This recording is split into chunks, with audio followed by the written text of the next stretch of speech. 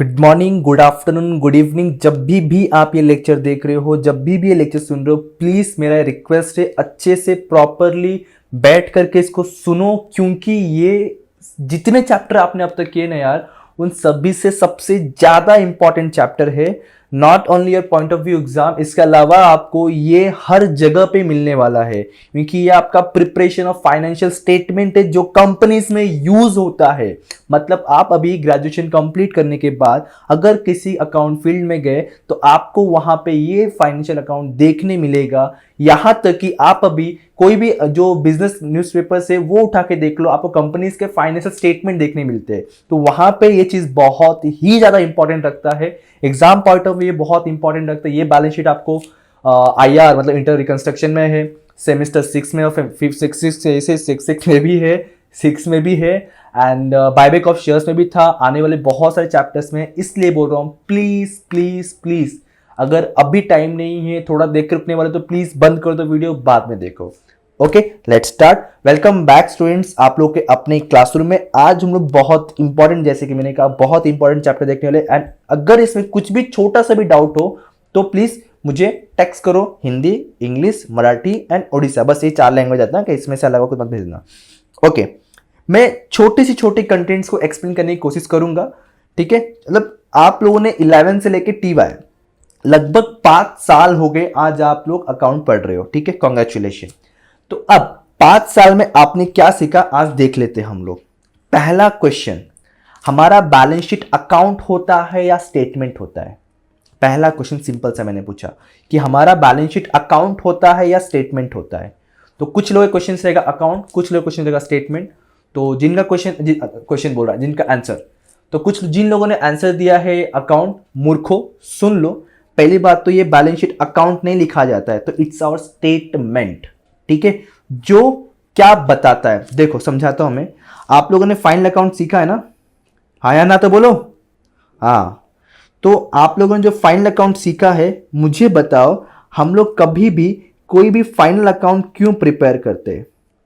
हम लोग final account क्यों बनाते थे? सर, मार्क्स पाने के लिए 15 मार्क का एक क्वेश्चन होता है 12th में, बराबर ना? उसके अलावा कंपनी इसमें क्यों प्रिपेयर करते हैं? What are the objectives? Objectives क्या है फाइनल अकाउंट प्रिपेयर करने के? तो मैं बताता, सुनो ध्यान से। आज आपका कभी भी कोई भी कंपनी का फाइनल अकाउंट प्रिपेयर करने के 2 ऑब्जेक्टिव होते हैं, मेनली 2 ऑब्जेक्टिव होते हैं। एक तो उनको रिजल्ट देखना होता है, ठीक है, और दूसरा फाइनेंशियल पोजीशन देखना होता है उनको। ध्यान समझना, बिजनेस में रिजल्ट 2 ही तरह के देखे जाते हैं। मैं सिर्फ बेसिकली बात कर रहा हूं, टोटल ब्रॉड में नहीं बता रहा, और भी एक्सप्लेनेशन इसमें है, ठीक है। क्या क्या हो सकते हैं रिजल्ट? या तो प्रॉफिट या तो लॉस, 2 चीज हो सकते हैं, बराबर। फाइनेंशियल पोजीशन में आपने सुना रहेगा इंसॉल्वेंसी और सॉल्वेंसी, करेक्ट है। मतलब किसी भी फाइनल अकाउंट से मैं ये रिजल्ट और फाइनेंशियल पोजीशन पता कर सकता हूं कि वो बिजनेस सॉल्वेंसी है या इंसॉल्वेंसी है। अब मुझे ये बताने की जरूरत नहीं पड़नी चाहिए कि what is in by solvency और व्हाट इज बाय इंसॉल्वेंसी, ये आपने 11th स्टैंडर्ड में पढ़ा रहेगा। बट अभी भी कुछ लोग होंगे, सर बता दोगे तो अच्छा होगा। सुनो सुनो रे मूर्खो, सुनो, सिंपल सा। सॉल्वेंसी मतलब जिस पार्टनर का एसेट्स, फॉर एग्जांपल बिजनेसमैन का, इस बिजनेसमैन का, चलो कोई एग्जांपल लेते हैं हम लोग। फॉर एग्जाम्पल ये कोई बिजनेसमैन है, ठीक है, ध्यान समझना, बहुत इंपॉर्टेंट बता रहा चीजें में। इसका लाइबिलिटीज और एसेट्स 2 चीजों पे कंपेयर होता है आपका, लाइबिलिटीज एंड एसेट्स। अगर किसी बिजनेस का या किसी पर्सन का लाइबिलिटीज ज्यादा होगा एज कंपेयर टू उसके एसेट्स के, ध्यान समझो, एरर्स को समझो, लायबिलिटीज ज्यादा होगा, एसेट्स कम होगा, तो उसको बोलते हैं इंसॉल्वेंट पर्सन या इंसॉल्वेंसी, बैंकरप्ट जिसको बोलते हैं हम लोग, बोलते हैं ना दिवालिया निकल जाना। लेकिन जिसका एसेट्स ज्यादा होगा, लायबिलिटीज कम होगा, उसको बोलते हैं सॉल्वेंसी, रिच पर्सन, आप जैसे लोग। समझ रहे हो क्या बोल रहा हूं मैं? तो वो है आपका सॉल्वेंसी और इंसॉल्वेंसी। हमें स्टेटमेंट से मालूम पड़ता है अब अगर मुझे प्रॉफिट पता करना हो या लॉस पता करना हो तो आप लोगों ने अभी तक मेनली दो अकाउंट बनाए थे। एक था trading account, I am right, correct ना, और दूसरा क्या था, प्रॉफिट एंड लॉस अकाउंट। देखो अलग अलग टाइप के फाइनल अकाउंट आपने सीख सीख के अब तक 5 साल तक बिताए हो, ठीक है। Sole trading partnership, sole trading final account, फिर पार्टनरशिप फाइनल अकाउंट, देन फिर manufacturing final account, departmental final account, बराबर, फिर आपका वर्टिकल फाइनल अकाउंट, ऐसे बहुत सारे अलग अलग फाइनल अकाउंट आप लोगों ने सीख सीख के यहां तक पहुंचे। कुछ लोग को तो दिमाग में अभी भी ये चल रहा है कि क्या ये सच में टॉपिक्स थे हमें, ठीक है, थे, मैं बता दे रहा हूं, थे बाबा, ठीक है। तो इतने सारे फाइनल अकाउंट में जो कॉमन सबसे इंपॉर्टेंट जो चीज होता है वो होता है आपका trading and profit and loss, जो आपने 11-12 में पढ़ा था। ओके, इसके थ्रू ही आपको मालूम पड़ता है कि आपके बिजनेस का प्रॉफिट हो रहा है या लॉस हो रहा है। और अगर सॉल्वेंसी इंसॉल्वेंसी पता करना है, ये दो चीज किस पे डिपेंडेंट है, लायबिलिटीज एंड एसेट्स। मतलब हमें क्या बनाना पड़ेगा इस चीज के लिए, बैलेंस शीट, बरोबर, क्या बनाना पड़ेगा, बैलेंस शीट। लेकिन ये जो ट्रेडिंग प्रॉफिट और बैलेंस शीट वाली चीजें थे वो आपका पार्टनरशिप पर अगले बरोबर चले, बराबर, partnership final account, partnership sole proprietor final account, वो चीजें था। तो ये आपका बहुत ही पार्टनरशिप तक सीमित हो जाता है। लेकिन जब कंपनीज में जाते हो, लिमिटेड कंपनीज में जाते हो, तो वहां पे यही सारी चीजें बस आपको एक अलग तरीके से, एक अलग जगह से, एक अलग वे से देखने मिलता है, अलग फॉर्मेट में देखने मिलता है। वरना हर एक कॉन्सेप्ट सेम है। वही कॉन्सेप्ट ने अभी भी कि आउटस्टैंडिंग रहेगा तो ऐड करो, प्रीपेड रहेगा तो लेस करो, वही चीजें अभी भी है। Debit all expenses and losses, credit all income and gain, debit what comes in, credit what goes out. Rule कभी चेंज नहीं होता, ध्यान रखना चीजें। अकाउंटिंग पॉलिसीज, अकाउंटिंग स्टैंडर्ड्स कभी भी चेंज नहीं होता, चाहे कितने भी फॉर्मेट्स क्यों ना चेंज हो जाए। लिखने का तरीका चेंज होगा, बेसिक कॉन्सेप्ट चेंज नहीं होगा। मतलब मेरे कहने का ये मतलब है, अगर आपका ये सारे बेसिक क्लियर होगा तो आज का लेक्चर भी आपके लिए इजी जाएगा, खाली बस नाम थोड़े चेंज हो जाएंगे, ठीक है, समझ रहे हो। चलो तो फिर हम लोग एक्चुअली जो आपके सिलेबस में वो देख लेते हैं। मैं बता दें कि फाइनल अकाउंट क्यों प्रिपेयर करते हैं, मैंने वो बता दिया आपको, ठीक है, रीजन बता दिया, ऑब्जेक्टिव बता दिया, ये सारी चीजें मैं 11-12 में पढ़ाता हूँ। ओके, आगे देखते हैं। ये है आपका, आपके पोर्शन के हिसाब से, मतलब इसमें मैंने रिड्यूस करके दिया। अगर आपको चाहिए ना फुल फ्रेश, वैसे तो पूरा ही बता रहा हूं मैं, बस एक ही या दो ही कंटेंट में हटा दे रहा हूं जो बहुत ही रेयर होता है एक्चुअली प्रैक्टिकल लाइफ कंपनीज में, ठीक है। तो वो चीजें हटा दे, जैसे कि ये हो गया, सॉरी ये वाला पार्ट हो गया, तो जो बहुत ही रेयर होता है कंपनी से वो चीज़ को हटा दिया मैंने। तो फोकस करेंगे हम लोग को टोटली पहले तो टीवाई पोर्शन, इसके अलावा फिर हम लोग एक्चुअल बैलेंस शीट के ऊपर। मैं ट्राई करूँगा कि आपको ना किसी कंपनी का एक्चुअल बैलेंस शीट शो कर सकूँ, एंड उसमें हम लोग एनालाइज करेंगे क्या एसेट सॉल्वेंसी है, इनसॉल्वेंसी है, प्रॉफिट चल रहा है, क्या चल रहा है, ठीक है। चलो तो फिलहाल हम लोग इस पर देखते हैं। सेम फॉर्मेट है, मैं आपको दिखा दूंगा, स्क्रीनशॉट ले लेना आप चाहिए रहेगा तो। सबसे पहले टॉप पे हमेशा लिखना होता है इन द बुक्स ऑफ, जो भी कंपनी का नाम होगा उस कंपनी का नाम आएगा। अब ये हम लोग पार्टनरशिप फाइनल अकाउंट नहीं बना रहे, इतना इंपॉर्टेंट रखो, दिमाग में बिठा के रखो, पार्टनरशिप फाइनल अकाउंट नहीं बना रहे हम लोग, ये समझ रहे हो, कंपनी का अकाउंट बना रहे। इसलिए ये आपका वर्टिकल फाइनल अकाउंट है, क्या वर्टिकल बैलेंस शीट इसको बोलेंगे हम लोग, वर्टिकल बैलेंस शीट।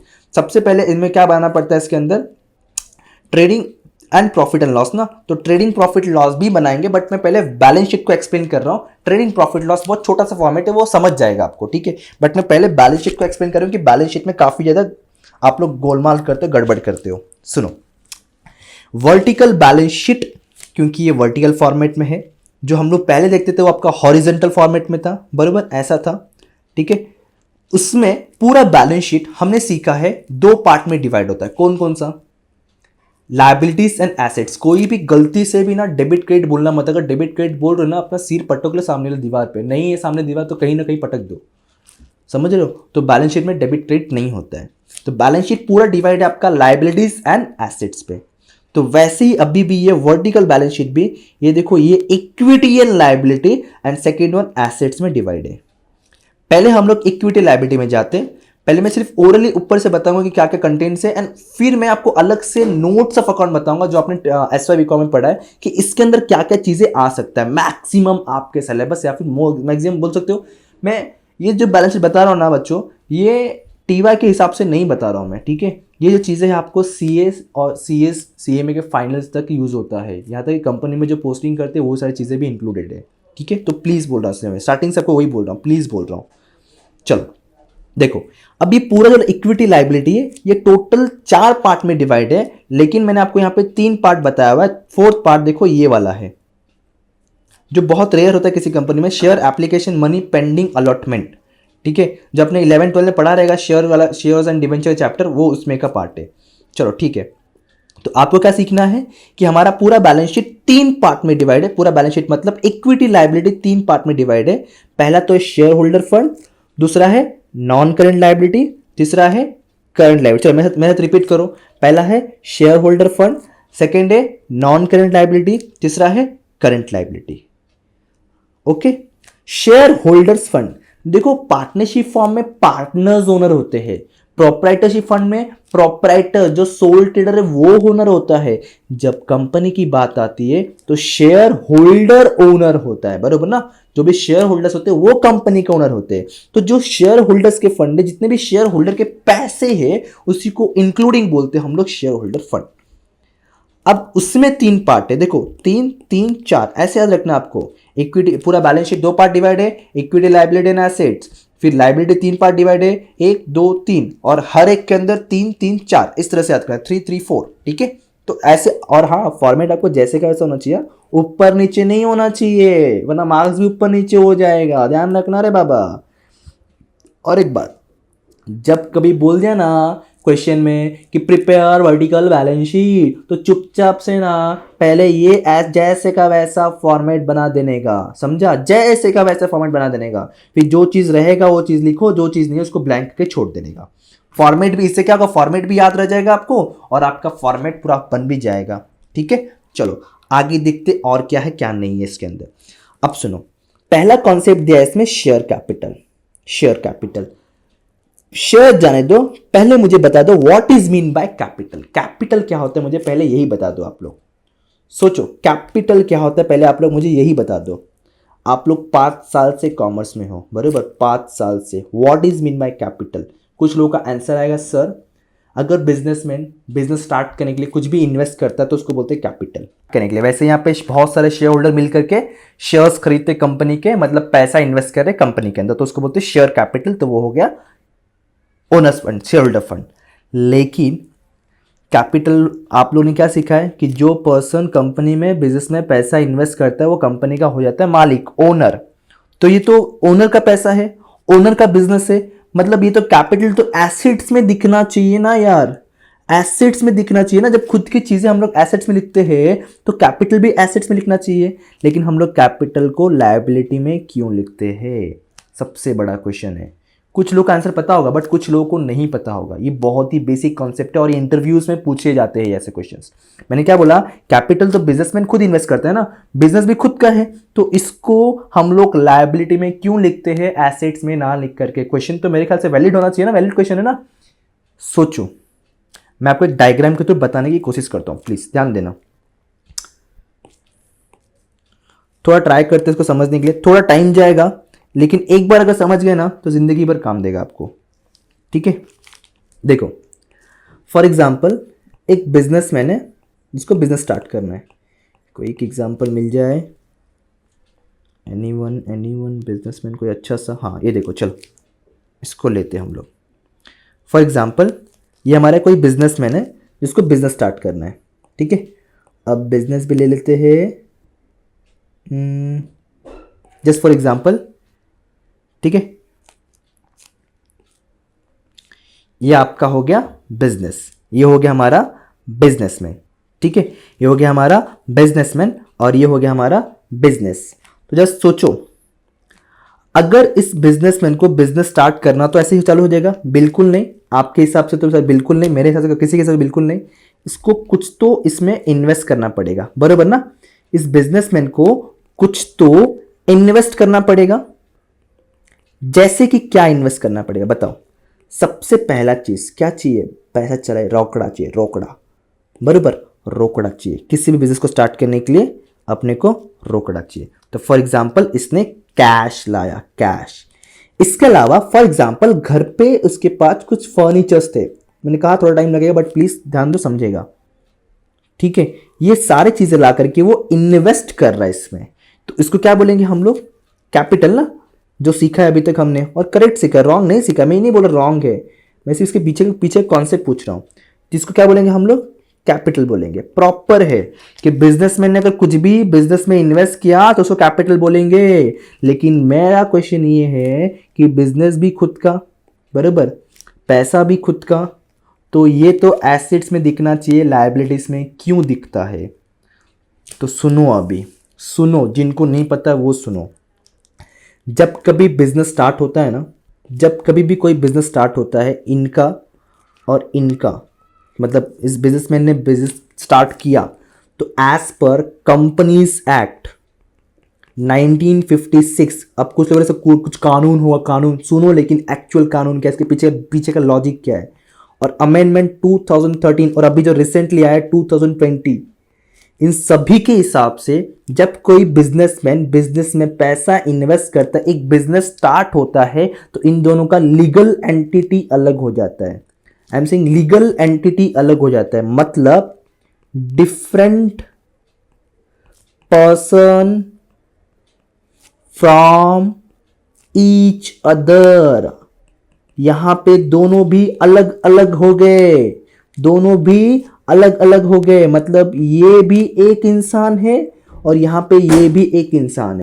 इसको बोलते नेचुरल पर्सन, जैसे हम लोग, ठीक है, मैं तो हूं, आप लोग का पता नहीं, इसको बोलते नेचुरल पर्सन, और इसको जो बनाया गया है इसको बोलते artificial person, created by law.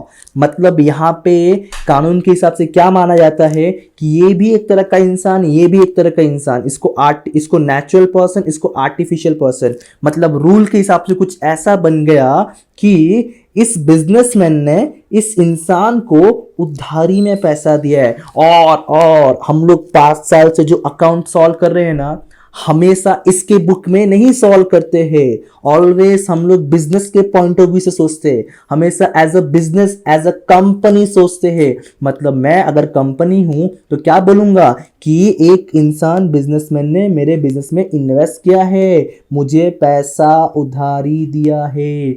Just because of that we are recording capital in the head of equity liabilities, liabilities के हेड में हम लोग लिखते हैं। ये है कैपिटल का फंडा कि कैपिटल होता क्या पता है, लेकिन कैपिटल को लायबिलिटी में क्यों लिखते हैं कुछ लोगों को नहीं पता होता है, तो इसलिए मैंने आज बता दिया, ठीक है, कि हमें पॉइंट ऑफ व्यू बिजनेस सोचना होता है, और हम लोग क्या सोचते हैं कि ओनर ने हमें उधारी दिया हुआ है, ठीक है, as a artificial person created by law. आपने जॉइंट स्टॉक कंपनी के फीचर्स में पढ़ा रहेगा, ठीक है। चलो आगे बढ़ते हैं, पहले तो बता दिया मैंने कैपिटल क्या होता है।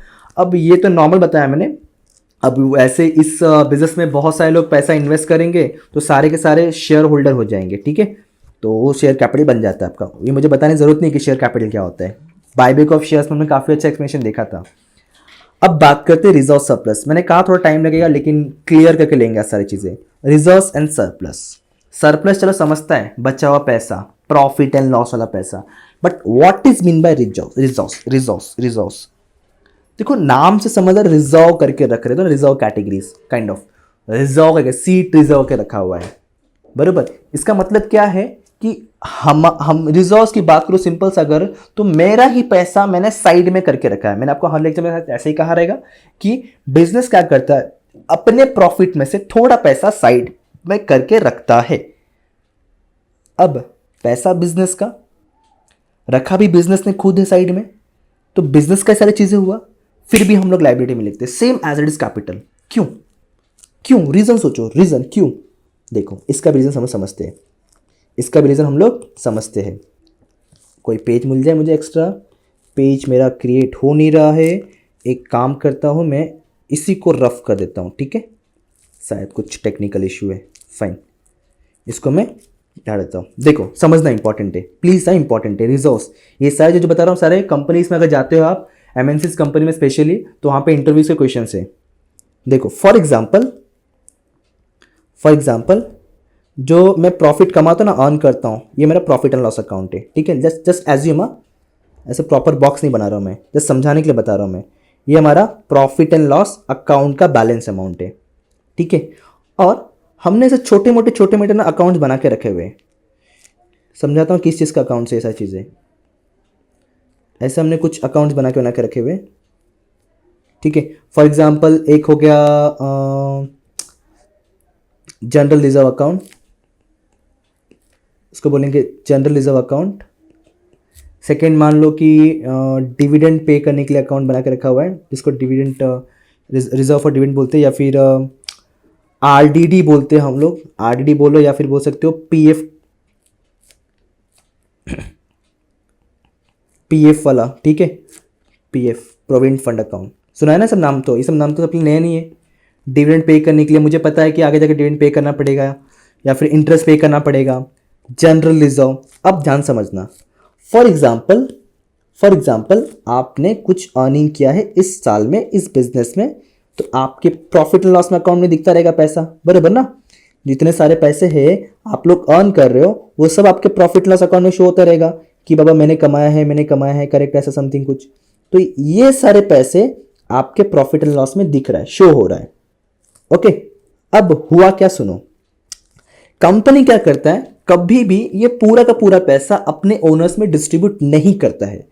कंपनी क्या करता है, और एज पर रूल्स भी है ये, ठीक है, कंपनी को हमेशा थोड़ा थोड़ा पैसा अपने रिजर्व में देखो, समझना क्या है, लॉजिक क्या सोचते हैं हम लोग, कंपनी है, मुझे मालूम है कि आगे जा करके कुछ सालों बाद मेरे इंप्लॉय को पीएफ का फंड मुझे रिफंड करना है, या ऐड करके जो भी चीज़ें हैं, मैं उसके पीछे लॉजिक नहीं जा रहा हूँ, मुझे रिफंड करना है, ठीक है। लेकिन अगर 10 साल के बाद की बात करूं, क्या जरूरी है क्या 10 साल के बाद मेरे पास इतना सारा प्रॉफिट हो कि उसको दे पाऊं मैं? नहीं हो पाएगा। इसलिए कंपनी स्टार्टिंग से ही थोड़ा थोड़ा पैसा जमा करता है एक अकाउंट में, और एंडिंग में पूरा अकाउंट का पैसा उठा करके उस इंप्लॉय को दे देगा। Same as it is dividend के लिए, साल के एंडिंग में मुझे मालूम है देना, या फिर 2 साल के 3 साल जैसे भी, अगर डिविडेंड डिक्लेरेशन जो भी बात बोल लो, ठीक है, तो वो पैसा उठा करके वो उसको पे कर देगा। लेकिन हुआ क्या, यहाँ पे जो प्रॉफिट एंड लॉस अकाउंट है उसमें से थोड़ा पैसा निकाला एक अकाउंट में रखा, थोड़ा पैसा और निकाला एक अकाउंट में रखा, थोड़ा पैसा निकाला दूसरे अकाउंट में रखा। तो यहाँ पे हो क्या रहा है, प्रॉफिट एंड लॉस अकाउंट से अदर अकाउंट्स में ट्रांसफर हो रहा है। समझ रहे हो, यहाँ पे क्या हो रहा है, प्रॉफिट एंड लॉस अकाउंट से अदर अकाउंट में ट्रांसफर हो रहा है। सर फिर भी जाए किधर भी, अकाउंट तो हमारे कंपनी का है ना, हमारे बिजनेस का है ना, तो ये तो हमारा हुआ, फिर तो आपके कहने के हिसाब से तो एसेट्स ही होना चाहिए। लेकिन लायबिलिटी क्यों है, क्या ये पैसा हमारा है? चलो ये तो हमारा था, आई एम श्योर कि ये पैसा हमारा था, प्रॉफिट हमने कमाया, यहाँ तक तो हमारा खुद का था। लेकिन ये क्या पैसा हमारा है? नहीं, ये पैसा जो हमने रखा हुआ है, हमें इन फ्यूचर हमारे एम्प्लॉय को रिफंड करना है। ये रिजर्व हमने रखा है, चाहे फ्यूचर सर्कमस्टेंस कुछ आ गया, कुछ हो गया, जैसे अभी कोरोना का सिस्टम था, कोरोना हो गया, सब मतलब कोरोना वाला हाल आ गया, तो कंपनी डूबने आ गई है, तो वहाँ पे रिकवरी के लिए, फ्यूचर प्रॉब्लम को सॉल्व करने के लिए, एम्प्लॉय को पे करने के लिए जो पैसा हम लोग साइड में रख रहे हो, पैसा हमारे कंपनी का नहीं है, ये पैसा हम लोग दूसरे को देने वाले हैं। ये दूसरे का पैसा हमने एक अकाउंट में रखा हुआ है, इसलिए इस रिजर्व्स एंड सरप्लसेस को हम लोग क्या बोलते हैं, लायबिलिटी का पार्ट। ये सब कंपनी का नहीं होता है, आगे जाकर के दूसरों को रिफंड करना है, इसलिए लायबिलिटी में लिखे जाते हैं, जबकि खुद के पैसे से हम लोग निकाल के रखते हैं। ये है रीजन एक्चुअली रिजर्व सरप्लस को लिखने का। बहुत लंबा एक्सप्लेनेशन हो गया, I know that, but please समझो कॉन्सेप्ट को। चलो अब फटाफट खत्म करते हैं, वरना बहुत कंफ्यूज हो जाएगा 2 में आपका ही। देखो लाइबिलिटीज में 3 चीजें हैं, share holder fund, non current liabilities and current liabilities. Non current पता है आपको, अगर 1 साल से ज्यादा के लिए रहेगा तो वो नॉन करंट में आता है, एंड करंट मतलब 1 साल से कम के लिए रहेगा। नॉन करंट के अंदर 3 चीज़ें आता है, long term borrowing, other long term and long term provisions वाली चीज़ें बताऊंगा अभी क्या इसके अंदर क्या क्या चीज़ें आता है, खाली फॉर्मेट फिलहाल याद रखो। इक्विटी लायबिलिटी, इसके अंदर 3 चीज़ें, share holder fund, non current और करंट। शेयर होल्डर में share capital, reserve surplus, money receive आप लोग को नहीं आता, डोंट वरी। होता क्या है, लेकिन ये शेयर वारंट पता रहेगा आपको। शेयर सर्टिफिकेट क्या होता है, जिसमें शेयर होल्डर के नाम प्रिंटेड रहते हैं, बट शेयर वारंट में शेयर होल्डर के नाम प्रिंटेड नहीं होते। ओके, नॉन करंट लाइबिलिटी में 3 चीजें, long term borrowing, other long term liabilities and long term provision. देखो अगर ये 3 याद रहेगा तो यहाँ पे 3 सेम मिलता है आपको, खाली बस ट्रेड पेबल एक्स्ट्रा मिलता है। याद है ट्रेड पेबल में क्या क्या आता है, bills payable and creditor. Assets में आओगे तो 2 पार्ट से, नॉन करंट एसेट्स और current assets. Non current asset मतलब more than 1 year, current asset मतलब लेस देन 1 ईयर। जिसमें पहला क्या है, फिक्स्ड एसेट। फिक्स्ड में 2 चीजें, टैंजिबल, इनटैंजिबल। बताओ आप लोग टैंजिबल हो कि इनटैंजिबल हो? सर हम लोग टैंजिबल है। क्यों? क्योंकि जिसे छू सकते, जिसे देख सकते वो टैंजिबल, जिसे देख नहीं सकते, जिसे छू नहीं सकते वो इनटैंजिबल। एग्जाम्पल्स देखेंगे हम लोग आगे। अभी नोट्स ऑफ अकाउंट बनाना पड़ता है ना अलग से, नोट्स ऑफ अकाउंट, वो देखने वाले। नॉन करंट इन्वेस्टमेंट और करंट इन्वेस्टमेंट में फर्क समझो। नॉन करंट इन्वेस्टमेंट आपको, इसको नॉन ट्रेडेबल इन्वेस्टमेंट ही बोलते हैं, इसको ट्रेड नहीं किया जाता है, ठीक है, और इसको ट्रेड इन्वेस्टमेंट कहा जाता है, ध्यान समझना है। Shares debenture part. Long term loan advances हो गया, यहाँ पे लोन दिख रहा है, एसेट्स में है। अगर हमने किसी को लोन दिया है तो वो यहां लिखना है, ठीक है। लोन लिया रहेगा तो वो आपका बोरोविंग्स में आ जाएगा। ओके, करंट एसेट में हेड्स याद रखो, पहला तो ये होता नहीं है बट आप याद रखो करंट इन्वेस्टमेंट। इन्वेंट्रीज मतलब होता है क्लोजिंग स्टॉक। ट्रेड रिजल्ट में आपका डेटर्स और बिल्स रिसीवेबल आएगा। कैश एंड कैश इक्विवेलेंट में सिर्फ कैश इन बैंक नहीं आता है, उसमें और भी बहुत सारी चीज़ें हैं, देखेंगे हम लोग। तो मेनली अगर देखा जाए, एक डायग्राम बताऊंगा मैं आप लोग को, इसमें पूरा ये क्लियर हो पाए शायद। अरे यार पता नहीं ये क्यों फोटो सिलेक्ट नहीं हो रहा है। चलो ठीक है, ये देखो, ये डायग्राम देखना।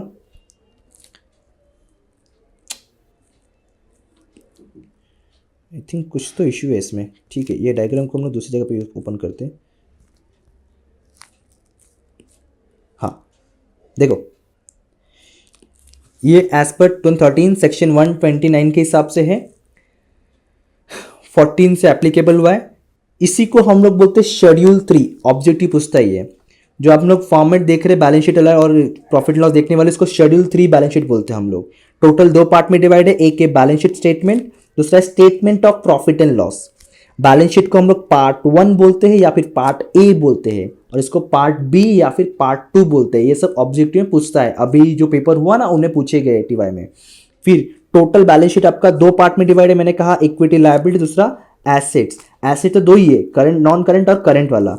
और इक्विटी लायबिलिटी में 4 चीजें, ये आपको नहीं है मैंने बताया नहीं, share holder fund, non current liability और करंट लायबिलिटी, बराबर। Share holder fund, non current और करंट, इसमें भी 2, इसमें भी 3 पार्ट और इसमें 4 पार्ट थे, बराबर ना। ये देखो, ये वाला मैंने बताया शेयर होल्डर, ये वाले पार्ट। अब जरा देखते हैं कि इनके अंदर क्या क्या चीज़ें, सारी चीज़ें लिख के लो सारी चीज़ें, ठीक है। ये हम लोग बाद में करेंगे, नोट्स देखते हैं। शेयर कैपिटल में सब authorise, issued, subscribe, called up. Authorise इस सब के बारे में बहुत ही डीपली हमने एक्सप्लेनेशन देखा हुआ है, फिर भी एक ऊपर से बता दो। ऑथोराइज मतलब आरओसी आपको जो अथॉरिटी देता है, और आप लोग उन चीज़ों को अपने एमओए जो मेमोरेंडम ऑफ डॉक्यूमेंट है आपका एसोसिएशन, उसके अंदर जो आप लिखे रहते हो उतना ही अथॉरिटी है कि आप मार्केट से फंड रेज कर सको, उससे ज़्यादा नहीं निकाल सकते, मार्केट से पैसा नहीं ले सकते, उसको तो अथॉरिटी, ऑथोराइज। ये आपने जितना पैसा कलेक्ट किया वो वाले पार्ट हो गए। रिजर्व सरप्लस तो पता ही है, चाहे वो फ्री हो या अनफ्री हो। फ्री अनफ्री क्या होता है हमने बायबैक ऑफ शेयर्स में देखा हुआ है। Capital reserve, security premium, revaluation, profit and loss, general reserve, dividend declaration reserve, जो भी रिजर्व सरप्लस होंगे सबको हम लोग यहाँ लिखेंगे। लॉन्ग टर्म बोरिंग में क्या क्या चीज़ आ सकता है, डिवेंचर्स, लॉन्ग टर्म लोन या फिर लॉन्ग टर्म डिपॉजिट्स। आपके सिलेबस में मोस्टली वो लोग डिवेंचर पूछते हैं या फिर लॉन्ग टर्म लोन, इससे ज़्यादा नहीं पूछते। Long term provision for employee benefit, employee को मतलब जैसे होता है ना पीएफ वाला पार्ट हो गया तो इसमें आ जाएगा आपका। अदर करंट लायबिलिटी में जो भी आउटस्टैंडिंग होता है ना लायबिलिटीज, अपना आउटस्टैंडिंग एक्सपेंसेस वाली चीज़ें, आउटस्टैंडिंग एक्सपेंसेस, इंटरेस्ट पेड नहीं किया, डिविडेंड पे नहीं किया, या फिर हमने इनकम एडवांस में ले लिया है, तो वो सारी चीज़ें कौन से हेड के अंदर आने वाला है, other current liabilities. Other current liabilities short term provision में क्या आएगा, एम्प्लॉय फॉर बेनिफिट का आ गया, या फिर प्रोविजन फॉर टैक्स में से एडवांस टैक्स। अगर आपको मालूम है कि हमने प्रोविजन बना के रखा है 5,000 का और हमने एडवांस टैक्स पहले से दे के रखा है 3,000 का, तो बचा 2,000, ठीक है, वो इसमें आ जाएगा। तो अगर माइनस में आया, देखो माइनस में आया तो फिर आपको एसेट्स में आ जाना है, ठीक है। चलो, मतलब एडवांस ज़्यादा रहेगा, प्रोविजन कम रहेगा तो एसेट्स रहेगा, सिंपल सा बात है। आपने अगर एक्स्ट्रा दे दिया है तो वो एसेट्स में आएगा। तो ये प्रोविजन पार्ट है, ये लायबिलिटी का हेड से, बराबर। शेयर कैपिटल, रिजर्व सरप्लस, याद है ना, ये वाला share capital, reserve surplus, long term borrowing.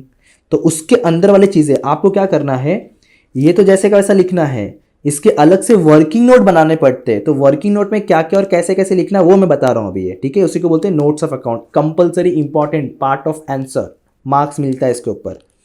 उसके बाद क्या है, टैंजिबल एसेट्स तो पता ही है यार, land, building, plant, equipment, furniture. Intangible तो पता होना चाहिए, goodwill, trademark, copyright and patents. And non current investment में क्या क्या आता है, या तो अपने शेयर्स में इन्वेस्टमेंट किया, गवर्नमेंट बॉन्ड्स में इन्वेस्टमेंट किया, या डिवेंचर्स खरीदा हुआ है। ओके, नॉन करंट एसेट्स में क्या क्या आ सकते हैं, ये तो जल्दी पूछता नहीं, पूछेगा तो आपको सिलेबस में इतना ही पूछेगा। शेयर्स एक्सपेंसेस या फिर अंडरराइटिंग कमीशन। अंडरराइटिंग कमीशन होता क्या है, जब हम लोग ना मार्केट में शेयर्स इशू करते हैं, फॉर एग्जांपल मैं ओनर हूँ, मैंने मार्केट में शेयर इशू किया, ठीक है, बट मुझे डर लग रहा है कि पता नहीं कि पूरा सब्सक्राइब हुआ कि नहीं होगा, मतलब लोग मेरे कंपनी के शेयर्स खरीदेंगे या नहीं खरीदेंगे। तो ऐसे वक्त में एक अलग से एजेंट को अपॉइंट करता हूँ और वो मुझे गारंटी देता है कि मैं पूरा मार्केट में शेयर्स को बिका के दूंगा। लेकिन अगर नहीं बिका तो वो खुद मेरे सारे शेयर्स को खरीद लेगा। तो जो ये काम कर रहा है क्या फ्री में करेगा? नहीं, मुझे उसको कमीशन देना पड़ेगा। तो वही आपका underwriting commission. Share expenses simple सा, जब हम लोग शेयर को इश्यू करते वक्त कुछ एक्सपेंसेस करते हैं तो वो आपका शेयर एक्सपेंसेस। अब अगेन वही क्वेश्चन अराइज होता है कि ये दोनों के दोनों तो एक्सपेंसेस से पेमेंट करना पड़ रहा है, तो एसेट्स में क्यों लिख रहे हैं? इसका आंसर आप लोग मुझे खुद ढूंढ करके मुझे बताओगे, ठीक है? आप लोग मुझे खुद ढूंढ करके आंसर दोगे, व्हाट्सएप पे बताओगे, चाहे वो ग्रुप में बताओ या फिर पर्सनली बताओ, बट इसका आंसर मुझे चाहिए। सबसे फाइंड आउट करो, जिससे पूछना है पूछो, बट मुझे आंसर चाहिए। क्या क्वेश्चन है? दोनों तो एक्सपेंसेस है बट ये एसेट्स में क्यों लिखे जा रहे हैं? Okay, long term loan and advances, अगर हमने किसी को लोन या किसी को एडवांस दिया है।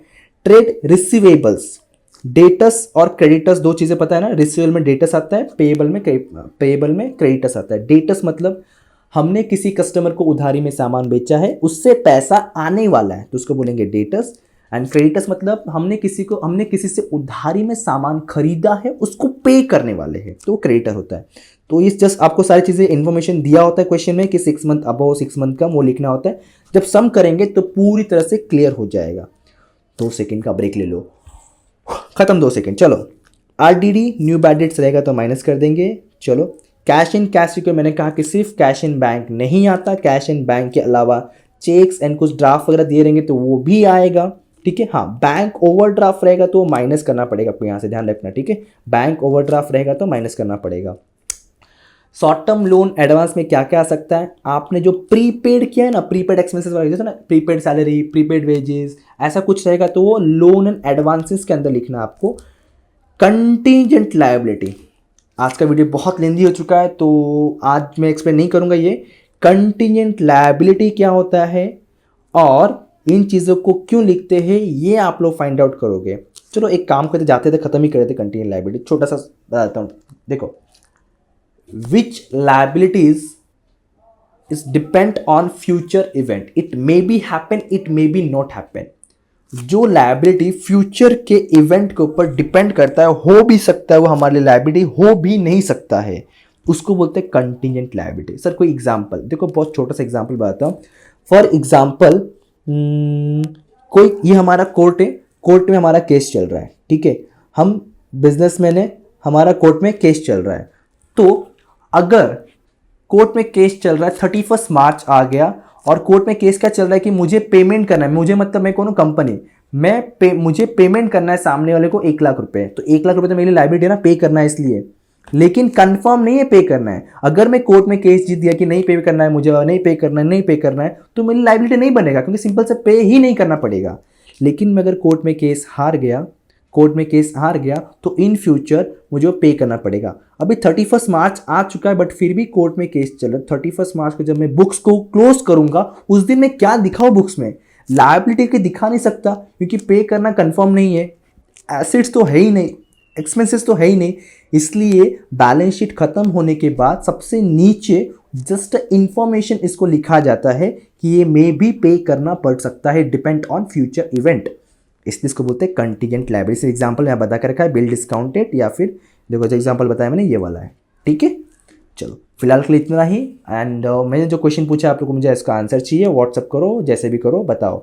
एंड प्लीज़ पूरे चीज़ों को लिखो, और कुछ एक्स्ट्रा अगर क्वेश्चन मिलता है तो हम लोग यहाँ पे लिखते चलेंगे, ओके?